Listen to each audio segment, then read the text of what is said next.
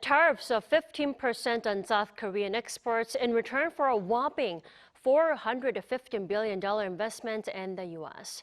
That's the deal that settled months-long tariff talks between Seoul and Washington. And following the dramatic agreement will be a summit between the leaders of the two countries. Tonight, we're joined by Hwa-gyun Kim, Associate Professor at Sogang University's GSIS. Hello there, Professor Kim. Hello, thank you for having me. And also connecting with us is Hwa-gyun Kim, Professor of Banking and Finance at the MASGA Business School of Texas A&M University. Welcome. Pleasure. Professor Kim, $115 billion out of the $350 billion will go to shipbuilding for the U.S. I'm talking about the MASGA project that's at the heart of the final deal with Washington. The question is, what's so special about shipbuilding that eventually convinced U.S. President Donald Trump? So revitalizing America's shipbuilding industry has been at the top of the Trump administration's agenda. And after decades of underinvestment, U.S. shipyards lag far behind global competitors, especially China, I think, that leaving the country rather dependent on foreign-built vessels and vulnerable in strategic maritime sectors. So in a sense, by offering to rebuild U.S. shipyards and bolster naval maintenance, this package or slogan MASGA, I think, spoke directly to the urgent need to counter China's rapid naval expansion and also assert some maritime dominance that's so far enjoyed by the U.S. So in that regard, Korea, I think, is uniquely positioned to deliver because it's one of the best shipbuilding countries and also brings cutting-edge technology, deep workforce expertise, and other many good the items actually that Korea has. So I think in that regard, probably the Trump was happy with the package. Right, that is why it's so appealing to the Trump administration. Professor Kim, I'd like to ask one more question then. What in terms of shipbuilding are we contributing? Are we, building ships, providing repairs or maintenance? What are we really good at and what do we really gain from it? So the details need to be revealed, but I guess all of everything you mentioned probably will be important. So I guess Korea already demonstrates some power or ability beyond greenfield construction through large-scale maintenance, repair, and overhaul operations on U.S. naval vessels. So I think Hanwha Ocean's completion of major repair on March or something on U.S. cargo ship in South Korea showcases, I think, that type of the technical capability and also efficiency. So definitely this maintenance, repair, and overhaul expertise is going to be an important part. And also, I think the South Korea can help modernize equipment sourcing and supply networks, drawing on Korea's track records.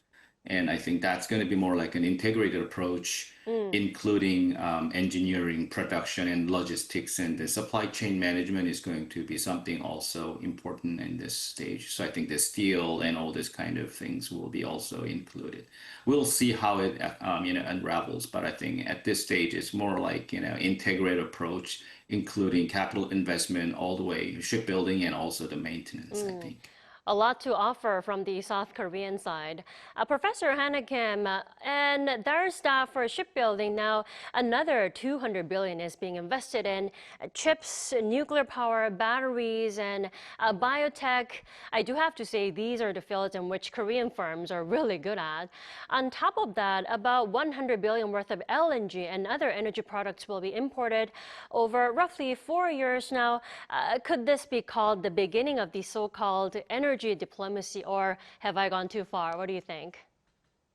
Well, maybe we could describe it as energy diplomacy because when we define energy diplomacy, it usually refers to the use of energy resources, trade, infrastructure, and policy as instruments to advance a country's foreign policy goals and strategic interests. So in that sense, some may argue that this could reasonably be described as the beginning or even deepening of a so-called energy diplomacy between South Korea and the United States. But And in many ways, I think it was a very clever strategy for South Korea to seek negotiations with the United States in this sector, as you mentioned, because there's a lot of advantages here.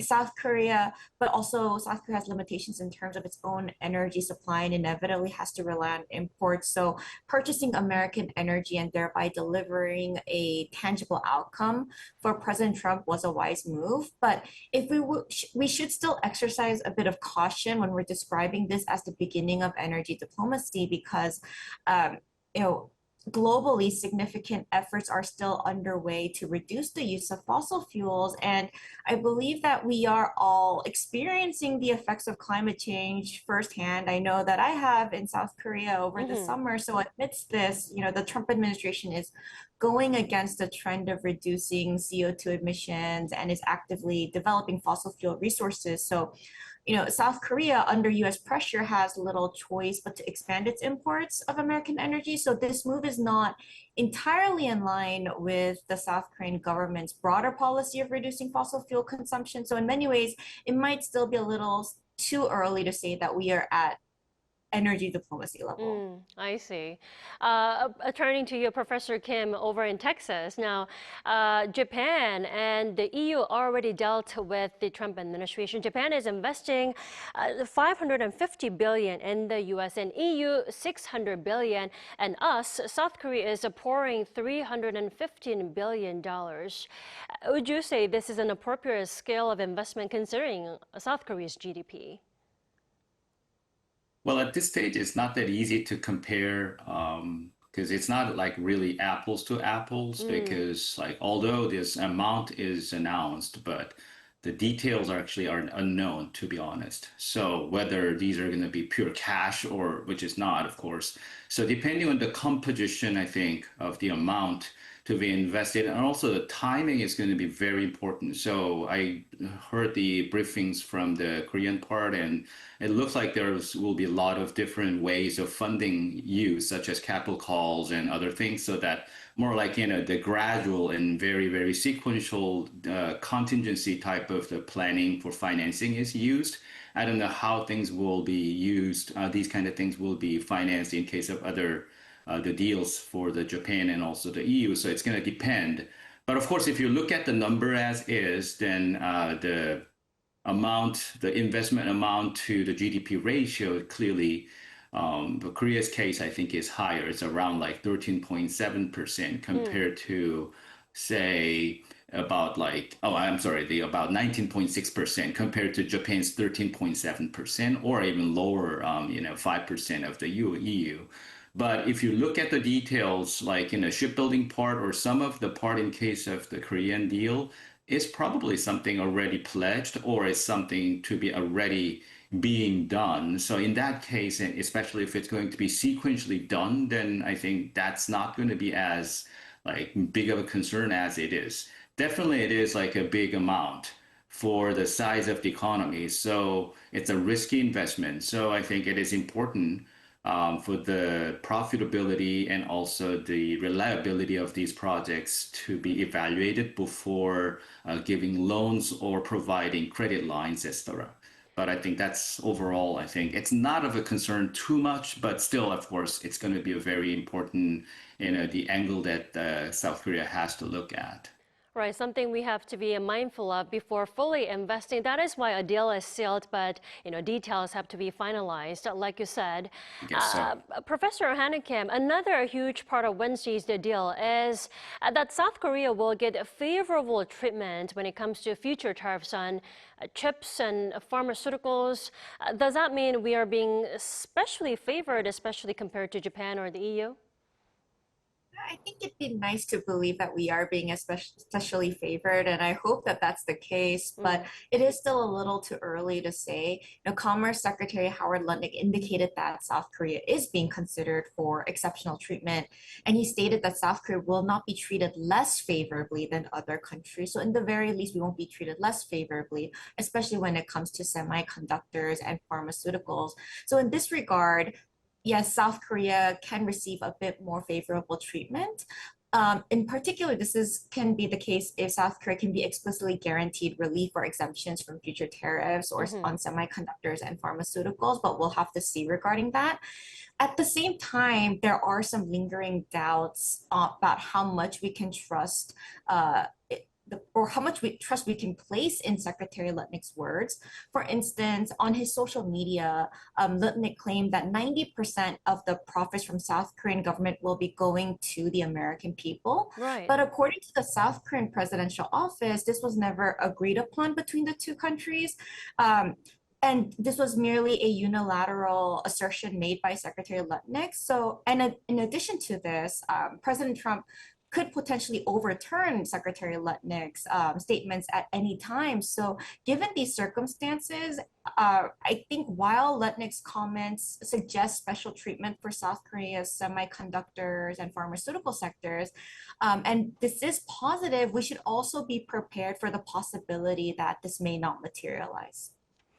Well, Professor Hwa-gyun Kim, then 15% for South Korea, then Trump said U.S. products will enter the Korean market tariff-free. Now, will that affect our industries in any way? South Korean industry, I'm talking about. Now, as far as I understand, tariffs were never a problem for American products to enter here, South Korea.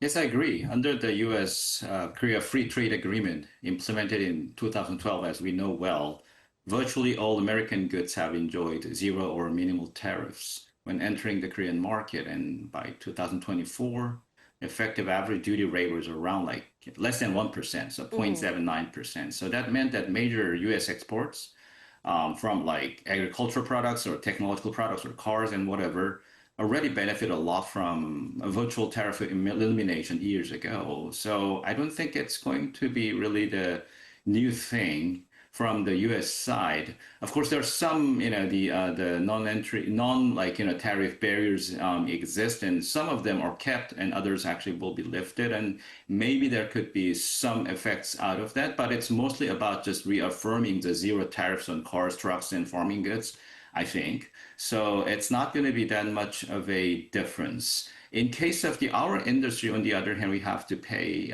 The South Korea actually have to pay like 15% tariff. So is it going to be a big disadvantage? Then to some extent, yes. But I guess it is going to be tariff imposed on all countries virtually, except for the U.S. domestic firms. So some of the items or products and services competing directly with the U.S. firms, yes, there will be some negative impacts. But for all the other type of the products that are competed for, among these foreign countries, I think there will be very limited effects. It is going to be eating up the profitability for sure, but eventually it's going to also increasing the price. We know that this type of tax is going to be eventually, also given to consumers as well as producers. So I think, overall effect we have to see. Exactly. Well, the tariff deal, fortunately, I have to say, didn't include anything about defense costs, Professor Hwa-gyun Kim, something that U.S. President Donald Trump wanted to handle as a one package deal, as we all know. Now, why was it left out, do you think? Well, previously, as you mentioned, there were a lot of rumors that during the negotiation, various issues would be brought up to the table. Not only would the issue of increasing Korea's defense cost burden be brought up, but also matters such as adjusting the role of the U.S.-PAC alliance and South Korea's exchange rate issue could also be discussed. Some even speculated that the U.S. might try to expand the scope of the alliance up to the broader Indo-Pacific region or pressure Korea to appreciate the Korean won. And fortunately, like you mentioned, these issues were left out of the negotiations, and the negotiations seem to focus primarily on bilateral trade and South Korea's investment in the United States.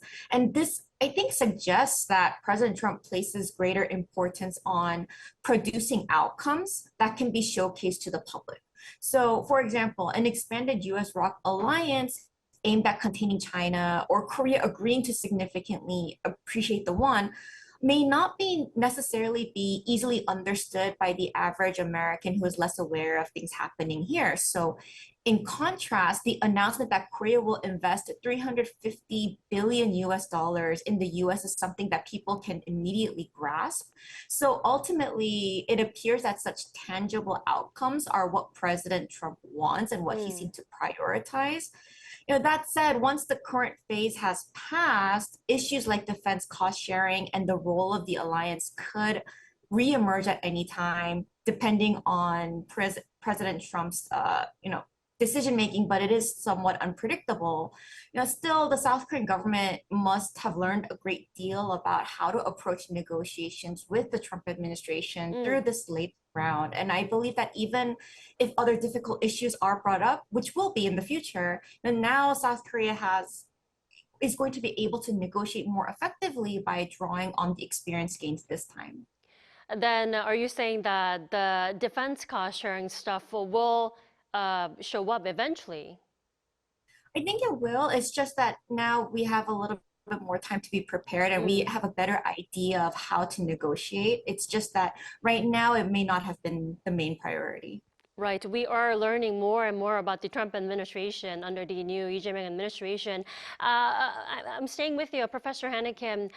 The good thing is the two leaders of South Korea and the U.S. are meeting, within the next 2 weeks, the White House confirmed. Now, how do you think President Lee Jae-myung and President Donald Trump spend their first face-to-face talks? Do you think they'll go over the tariff deal or rock U.S. alliance? What do you think? Yeah, I think it's going to be a very interesting meeting. Like you mentioned, it's going to be in person within the next 2 weeks, most likely at the White House. And this bilateral summit is going to be the first time the two meet face to face. I think they had a short phone call just a few days after Lee Jae-myung's inauguration, but this is the first time they're going to be meeting face to face. So as a result of that, this meeting is going to be very important. But also, it's also very urgent because of the political vacuum that South Korea was in for the past 7 months. There are a lot of issues that need to be discussed and a lot of things that need to be brought to the table. But there are some issues that are more pressing than others, and as a result of that, the agenda will likely be twofold, focusing more on balancing economic and tariff issues with strategic alliance priorities. So to be more specific, it's likely that the tariff and trade issues will be brought up, especially because this is kind of the most important thing that we've been discussing recently regarding the US and South Korea. And especially because of the recently agreed 15% tariff rate, there's also possibly going to be discussions on details on investment and energy commitments, as we've been talking about, and details on the sector-specific treatment of issues, topics such as semiconductors and pharmaceuticals. But at the same time, strategic alliance issues also need to be discussed. So they will most likely be discussed in terms of reinforcing, the alliance. I think that will help show that this is not just an economic meeting, but a reaffirmation of long-term alliance priorities in the face of evolving regional threats. And as a result, it's likely that there's going to be discussions on extended deterrence, defense cooperation, cost sharing, Indo-Pacific strategic coordination, among many others. I think in addition to this, there are a lot of other topics that do need to be discussed, but it's very likely that this summit will be a dual track meeting regarding these two broader topics. Right. It's certainly a good sign that in-person, leader-level diplomacy will be, officially resumed. Professor Hwa-gyun Kim, countries around the world are facing unprecedented tariff threats from the Trump administration. South Korea, Japan, the EU, nobody is exception here. Now, and this new World Trade Order shaped by the Trump administration, how should South Korea really respond to going forward from now? Well, as you mentioned, it's basically the situation faced by all countries other than the U.S. itself. In some sense, actually, U.S. is also facing it because tax is going to increase in some sense at some future point of time. So, for this type of the uphill battle, I think it's important to have first growth and diversification, similar to all other financial and economic difficulties. So I think clearly the diversification is going to be important in that not just the U.S., but I think you have to really expand the markets to other countries. It's a textbook, advice, but it's important. We actually really have to think now seriously about selling products to other underdeveloped countries and as well as developed countries. And also in terms of diplomacy, actually, it's going to be very important to diversify as much as possible so that you don't get too kind of swayed by the U.S. Policy. And at the same time, growth is always very important. So the R&D and these kind of things will be important so that the demand, the loyalty, basically price elasticity should be lower so that even if the price goes up, the all foreign consumers will still demand the Korean products and things like that's going to be the most important thing because even if the prices are going up, if people still want to have that products, people buy it. So I think that's going to be important part. So.